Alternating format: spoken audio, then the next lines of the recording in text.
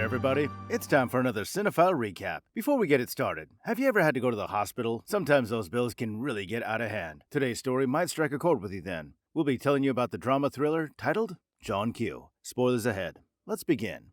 The movie revolves around John Q. Archibald, a lower-class factory worker whose family is struggling to make ends meet. This struggle is put under even more pressure when Mike, John's only son, needs to undergo an expensive medical procedure because of his failing heart. Once John realizes that the system won't help his son, John makes a desperate bid to save his son's life by taking over the hospital. Nobody leaves until Mike gets what he needs. Hopefully, he may not have to give his own life for his son. Now, before I break down this thriller from Mr. Denzel Washington, do me a favor. Since Denzel's in it, you already know it's going to be good. Smash that like button for me. On top of that, subscribe to this channel if you've not yet already done so, and hit that bell icon to be notified of when we have another movie recap ready for you to enjoy. Well, let's go ahead and enjoy John Q right now. The movie begins with a young woman driving recklessly and getting into a fatal collision with a 16-wheeler. The next morning, John watches TV with his wife Denise. He's alarmed when he realizes that his car is getting towed outside. Later on, John and Denise argue over her car and their inability to meet their bills. John is apologetic, and he promises to pay the new bills once his check comes in. He's also looking for a new job. The argument ends when Mike, the aspiring bodybuilder, joins him for breakfast. He truly is a joy to the family. After breakfast, Mike gets his things for school, while John and Denise make up. In the next scene, the Archibalds head to Michael's school. As they drop him off, Mike offers John his pocket money so that he can make the bills. Although he's touched, John turns him down. Mike's got a good heart. John tells him goodbye as he leaves, but Mike reminds him that he hates goodbyes. Instead, he'll see him later. Before they separate, they do their thing where they flex their muscles. Mike's really into bodybuilding.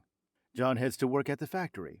After a long day of work, John heads to a job interview with his friend Jimmy Palumbo. As John fills out the employment forms, Jimmy moans because he believes that this interview's a jib. Why are there so many people applying for one job? They'll probably just say he's overqualified before giving it to a nephew or something. Nonetheless, John chooses to remain optimistic.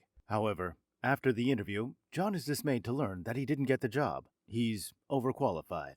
In the next scene, the Archibald's family attend church before going to Mike's softball game. As the game goes on, Mike tries to steal the next base. To everyone's dismay, Mike collapses as he sprints towards his destination. He's immediately rushed to the hospital, where he's stabilized while John fills out the insurance forms. Afterwards, John and Denise visit Mike, who's stabilized but weak. They are informed that his blood pressure is being monitored. If it goes too low, it means his heart is failing. Later on, the Archibalds meet with cardiologist Dr. Raymond Turner and hospital administrator Rebecca Payne, who tell him that Mike's enlarged heart is so strained, the only way to keep him alive is to perform a heart transplant on him. However, Rebecca informs them that they can't afford the surgery because John's insurance won't cover even a fraction of the cost of the procedure. They must pay the deposit of $75,000 if they want to get Mike on the donor list, as they find the money for the surgery. Disgusted, as it appears the hospital only cares about money, the Archibalds stomp out with the intention of transferring Mike to County Memorial Hospital.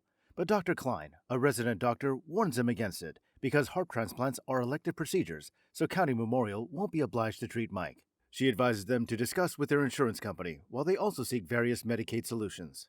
John discovers that because his hours were reduced, his insurance company changed his policy without his permission to a much more inferior one that won't even cover the deposit required to put Mike onto the waiting list. There's nothing that they can do for him. Following this, the Archibalds fail to secure any financial assistance or Medicaid because they simply don't qualify.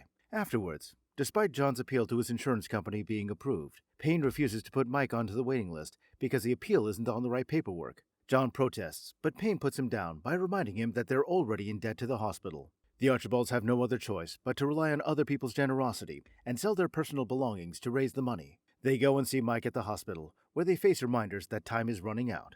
Jimmy suggests that they ask a special investigative reporter named Tuck Lampley for getting exposure about his case so that he can raise donations. Lampley promises to see what he can do. Hopefully, he can get permission from his producers. Over time, Mike's condition gets worse. As John sells his truck, an upset Denise calls and tells him that the hospital is releasing Mike. She urges him to handle his business and do something. Charged up, John heads to the hospital, where he demands to speak with Dr. Turner. He confronts Dr. Turner about his son's release, but Turner insists that he has nothing to do with it, despite being the head cardiologist. John begs him and promises him that he'll pay the money, but Turner insists that there's nothing he can do. Frustrated by this, John abducts Turner at gunpoint before locking up the hospital exit. Despite Turner's warnings, he holds as many doctors and patients as possible as hostage. They're under new management now. He proceeded to secure the perimeter by destroying CCTV cameras. Following this, He answers the phone and directs an incoming patient away from the hospital and discovers another hostage. Moments later, John struggles to deal with the patients who are desperate to receive some medical attention. Things are made worse when an ambulance arrives. John decides to take in the bleeding patient before chasing the paramedics away. Once inside, they realize that the man's got a gunshot wound. Turner is forced to help the man despite lacking experience in the field. Moments later, John hears sirens and realizes that the police have arrived. Outside, Detective Lieutenant Frank Grimes and his officers seal off the premises before Grimes instructs his officers to make sure that they're the only ones who can see into the hospital. They also search out ways to reach John and Payne. Afterwards, as John lets the medics take Miriam, a pregnant patient, to the hospital, John is approached by Mitch, who asks for treatment for his girlfriend, Julie, whose broken arm was sustained under suspicious conditions. They're interrupted by Grimes, who reaches out to John through the radio belonging to Max, the security man. Grimes assures John that he's willing to negotiate if the hostages remain unharmed, so John tells him to get Payne to put Mike on the donors list. If not, there will be a lot of dead bodies. Grimes informs John that he's in a lot of trouble. They must have faith in each other if they're going to get through this. Later on, as Steve, Maria's husband, frets while Maria delivers their baby, John helps him calm down. Following this, John asks Mitch how Julie got her injuries. It becomes clear that Mitch is responsible for her injuries. Unapologetic, he blames it on being drunk. Following this, Turner reveals that he successfully saved the gunshot victim. Meanwhile, as Denise watches Mike's care nurse give him his medication, she can't help but feel for the grieving family as they mourn their own loss. She's distracted by Mike, who asks for John. Back in Hope Memorial, Mitch conspires with Max to take John down, but Max refuses to join him. Mitch conceals a scalpel and some mace-like chemical as he waits for his chance to get at John, who he believes will turn on them once he doesn't get his way. Outside, Grimes is joined by Police Chief Monroe, who demands for a quick and quiet resolution to the situation. Although he keeps Grimes in charge, he insists on staying so that the city is assured that the matter is top priority to the police force. Regardless, Grimes tells him to stay out of his way. In the next scene, John ponders on how Mike's condition went undetected, despite having frequent checkups. An orderly named Steve reveals that doctors benefit from performing superficial examinations on patients with HMOs, which is the type of insurance John has. John and the hostages are filled with disgust for Turner. Turner admits to being the bad guy, but at least he's not the one holding them hostage. John gets Grimes on the phone and asks him if Mike is on the list yet. Grimes asks him to let some people go, but John demands to get what he wants first. He's unaware that now they can see him in the hospital through the security camera feed. As John speaks to Grimes, he's informed that Maria needs to go to the maternity ward. As Payne arrives at the scene, John informs Grimes that he's letting some hostages go. However, now that means Grimes has 1 hour to get Mike on the list, or hostages will start dying. As John announces that Maria and some other hostages will be released, Mitch attacks him and tries to subdue him, but John fights him off. To everyone's delight, John attacks him for abusing his girlfriend. After cuffing Mitch to the radiator, John lets some of the hostages go. Once they're outside, the hostages vouch for John's good character. Meanwhile, Lampley, who's reporting live at the scene, discovers the police's live feed. He instructs his intern to hack into it. At the same time, Payne informs the policeman that she can't just add Mike to the list just because John is upset. Following this, the police propose that they should just lie to John. Afterwards, Monroe uses the hospital schematics to set a trap for John. Inside, as the hostages squabble about the situation, they question John about his next move. John admits he doesn't know what to do. He's waiting on a miracle to see them through. In the next scene, Grimes and Payne inform Denise about what's going on. She blames herself for provoking this reaction. They ask her if John has a history of violence, but she turns them away as she believes they're only looking for evidence against him. She's especially upset with Payne for not helping the family at all. As they leave, Grimes calls Payne out for faking her concern. Back at the hospital, John and the hostages observe as Jimmy blames the incident on America's value for money rather than character. If John had money, he wouldn't have to go through this. John observes as his friend gives him support. He also notices that the hour is almost up. Afterwards, as the young woman from the car accident is picked up from the highway, Grimes discovers Monroe's plan to send a shooter into the hospital to kill John. He confronts Monroe for going behind his back, but Monroe stands his ground. Time's running out, and he must stop John. He even plans on using Denise to distract him. Following this, he takes Grimes out of the operation.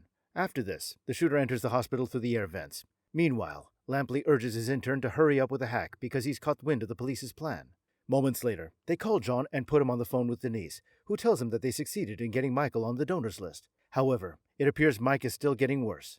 John asks to speak to Mike, as the officer draws close to him in the vents. Lampley's team latches onto the feed as John speaks to Mike. They televise the feed as John convinces Mike that he'll be okay. When John hangs up, one of the hostages tells him that he's on TV. As he confirms this, he's lucky to get out of the shooter's range. He takes a bullet in the arm before taking the shooter down. Monroe and his team are forced to end everything, as the whole thing was televised. In the aftermath, Lampley and his team are detained for streaming the footage, while John demands for Grimes. Monroe begs Grimes to return to the case, so Grimes is present to deal with John. Before the cheering crowd, he cusses them out for trying to kill him without helping his son. He demands that they bring Mike to the hospital in return for the shooter. After some discussion, the police concede to John's demands. Mike is rushed to the hospital immediately. Turner reemphasizes that Mike needs a new heart ASAP, so John offers his own. Turner and the other hostages try to talk him out of it, but John refuses to let his son die. After insisting that he's ready to kill himself in order to donate his heart, Turner decides to go ahead with the procedure despite the risks. Unknown to them, the dead woman's heart in the car accident is extracted, and it's a match to Mike's. John wills his heart to his son and says goodbye to the hostages, who have become friends with him. Afterwards, he tearfully gives Mike some parting advice before saying goodbye. Meanwhile, Mike's nurse learns of the match, so he rushes over to share the news. Just as John prepares to kill himself, the nurse and Payne are able to get the news to Denise. Luckily, John's safety is on and he's unable to kill himself before learning about the heart. Following this, the hostages are released right before John surrenders himself. However, as the police take John away, they realize it isn't John, but one of the hostages named Lester disguised as John. John has accompanied his son to the emergency room in disguise. Grimes recognizes this, so he peacefully apprehends John during Mike's surgery. Regardless, John is able to witness the successful operation. In the aftermath of the incident, the whole world praises John for his efforts while condemning America's healthcare system. Nonetheless, John still has to face the law. After a trial which even his hostages show up to give their support, he beats the charges for attempted murder and armed criminal action. However, he is found guilty for holding the hostages under false imprisonment. Nonetheless, they're sure he won't stay in prison for long. After some encouraging words from his family and friends, Mike wishes his father goodbye. However, John refuses to say goodbye. Instead, he'll see Mike later. In the final scene, Lester tells John he's his hero. As John is taken away, Mike is able to thank his father for all that he did for him. As John watches Mike as he leaves, it's fair to say John doesn't regret doing all that he did to save his boy. And there you go, a recap of the very powerful film, John Q. This movie makes such a bold statement about the private healthcare system in the United States. But what did you guys think? Let me know in the comment section below. Thanks for watching the Cinephile Recap, and I'll see you next time.